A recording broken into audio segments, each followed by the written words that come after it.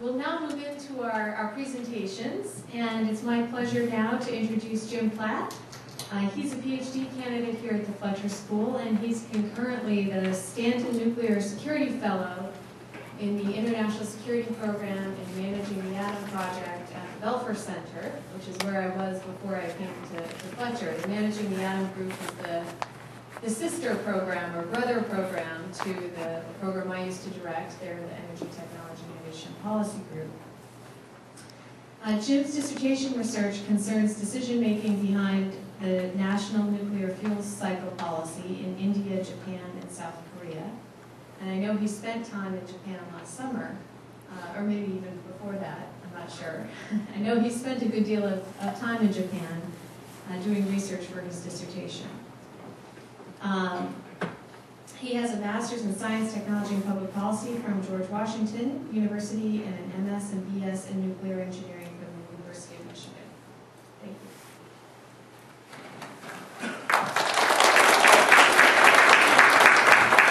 Thank you, Mr. Gallagher. And thank you to the organizers for inviting me. I'm truly humbled to be on this panel. I feel like maybe I don't belong, but as Professor Gallagher said, I also spent 2 months this past summer in Japan, in June and July, funded by the Hitachi Center, so I appreciate that opportunity to be there. It was a very interesting time to be in Japan and talking about nuclear power. And obviously, after the earthquake and what happened at Fukushima Daiichi, it seems like there's much more interest in my dissertation work. Although I think it's a very unfortunate way that that came about. So I'd like to just quickly touch on my research, which focuses more on the history and historical decision-making in nuclear energy policy in Japan, and a little bit on the future, or where they may be going. But I will say, in my opinion, if anybody comes before you and says they know what Japan is going to do for their nuclear policy, they're lying.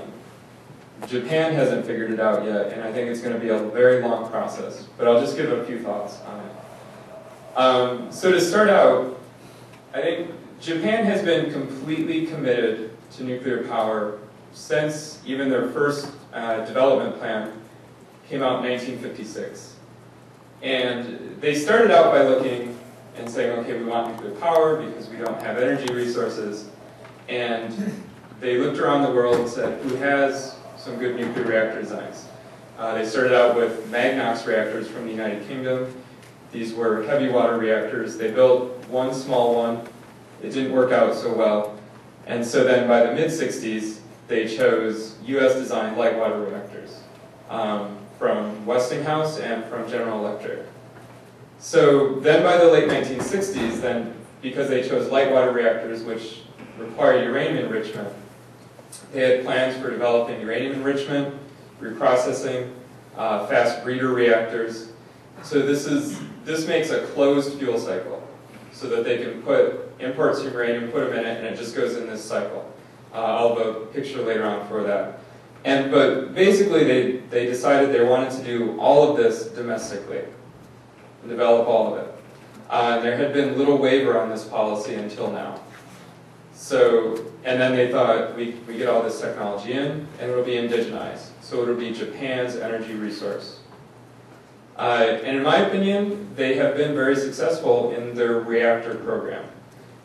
This shows the growth of installed capacity.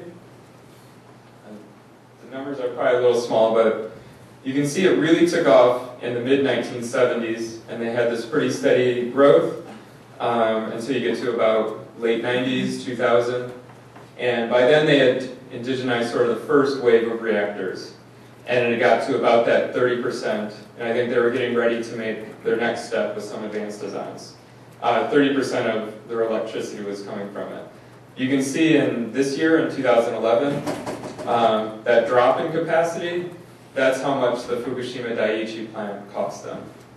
That's a pretty significant drop that occurred. And that's probably not the only reactor plant that will shut down because of this.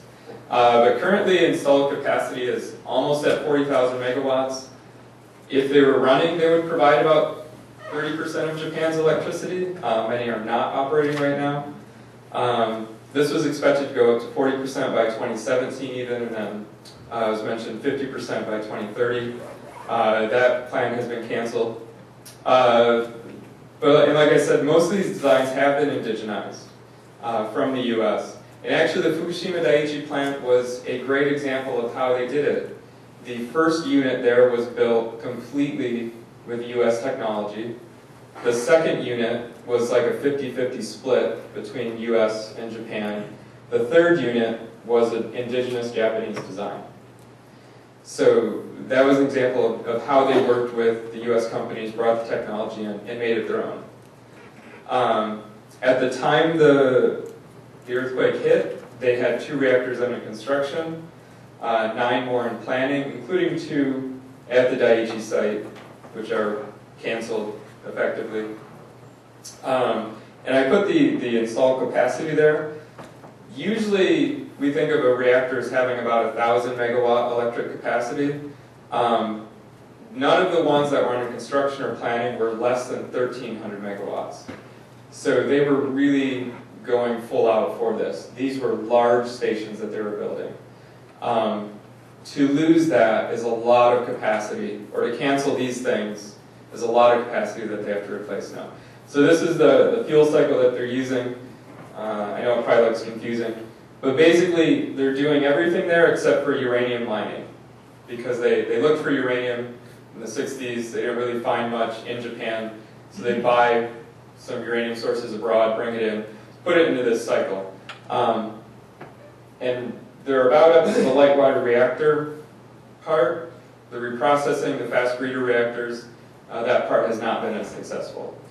And just to touch on that a little bit, the uranium enrichment, which is required for all of their reactors, they decided to develop this technology domestically. They could not import it. No one wanted to sell it to them. So Toshiba developed this technology. But currently, they only have enough to meet 1/4 of domestic demand. So they're still importing a lot of enriched uranium. The fast breeder program has been highly unsuccessful as of yet, but it's been successful nowhere in the world. The initial plan said they'd be developed by 1970. The current plan says 2050. An 80-year delay in technology development is not encouraging, but I think the fact that it's still in their plan shows how committed that they are to it. And they have this one prototype reactor, the Manju reactor, which has been just beset by delays. It was shut down for almost 10 years after an accident that was there.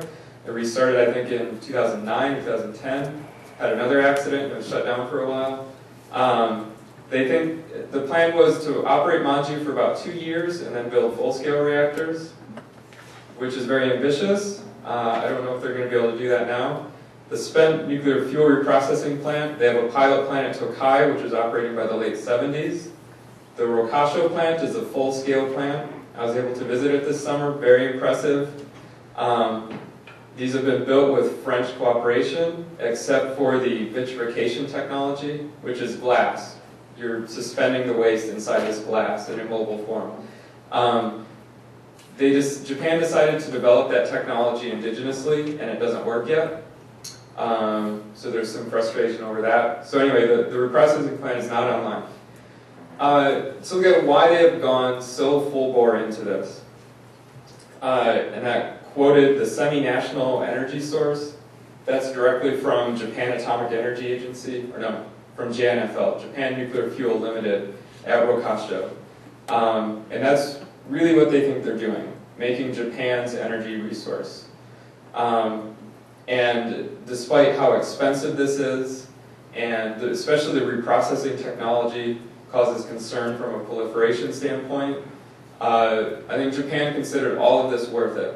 That to get that energy domestically was all worth it. And really, a lot of people from Japan will talk about the oil shocks of the 70s. I think the oil shocks are talked about a lot, but they'll also bring it up in the context of this wasn't the first time oil had really bit Japan. That, in World War II or in that time period, oil contributed to the country going out and then the destruction of the country.